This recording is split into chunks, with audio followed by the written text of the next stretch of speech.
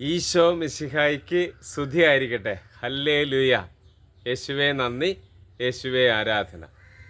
കർത്താവ് നമുക്കളെക്കുറിച്ച് ഒരു പദ്ധതിയുണ്ട്. ആ പദ്ധതി എന്താണെന്ന് തിരിച്ചറിയുക.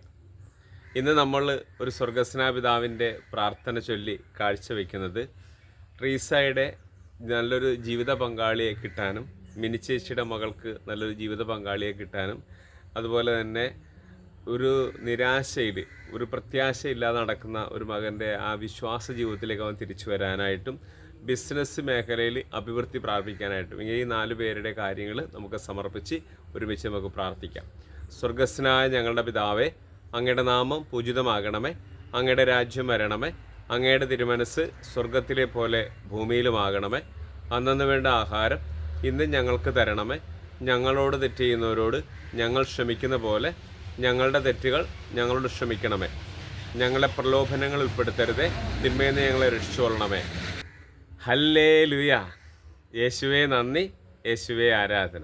എൻ്റെ പ്രിയ സഹോദരങ്ങളെ, ഇന്ന് നമ്മൾ ധ്യാനിക്കുന്ന വചനഭാഗം ജെറമ്യാ പ്രവാചകൻ്റെ പുസ്തകം 29-ാം അധ്യായം 11-ാം തിരുവചനം. കർത്താവ് അരുളി ചെയ്യുന്നു, നിങ്ങളെക്കുറിച്ചുള്ള പദ്ധതി എൻ്റെ മനസ്സിലുണ്ട്. നിങ്ങളുടെ നാശത്തിനല്ല, ക്ഷേമത്തിനുള്ള പദ്ധതിയാണ്. നിങ്ങൾക്ക് ശുഭമായ ഭാവിയും പ്രത്യാശയും നൽകുന്ന പദ്ധതി. ഹല്ലേലൂയ. അപ്പോൾ കർത്താവ് പറയുകയാണ്, നിങ്ങളെക്കുറിച്ച് എനിക്കൊരു പദ്ധതിയുണ്ട്. അത് നിങ്ങളുടെ നാശത്തിനുള്ളതല്ല, ക്ഷേമത്തിനുള്ളതാണ്. രണ്ടാമത് പറയുകയാണ് ശുഭമായ ഭാവി എന്ന് വെച്ചാൽ എന്താണ്? ജീവിതാവസാനം വരെ നല്ല പ്രത്യാശയോടുകൂടി ജീവിക്കാനൊരു ഭാവി നിങ്ങൾക്ക് തുറന്നു തരുമെന്നാണ്. അപ്പോൾ കർത്താവിൻ്റെ പദ്ധതി അനുസരിച്ച് നമ്മൾ ജീവിക്കണമെന്ന് മാത്രമേ വചനം പറയുന്നുള്ളൂ, അല്ലേ?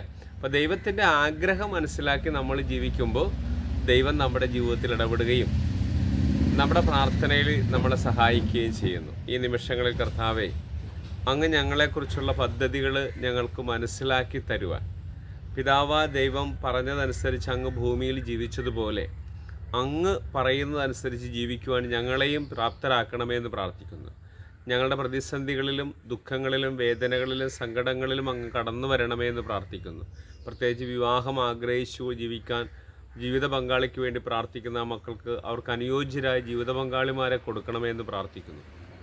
പ്രത്യാശ നഷ്ടപ്പെട്ടവർക്ക് പ്രത്യാശയിലേക്കും കൂടുതൽ അഭിഷേകം കൊടുക്കണമെന്ന് പ്രാർത്ഥിക്കുന്നു. ബിസിനസ് മേഖലയിലെ പരാജയങ്ങളെല്ലാം മാറാനായിട്ട് പ്രാർത്ഥിക്കുന്നു.